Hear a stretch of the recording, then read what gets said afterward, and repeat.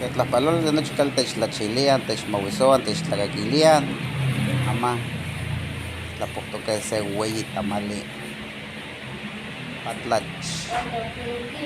Saludos cordiales a toda la banda que ve nuestro contenido. Luego de ir a la padrinada, a la ceremonia de clausura, nos vinimos a degustar un rico tamal gigante, mejor conocido como patlache.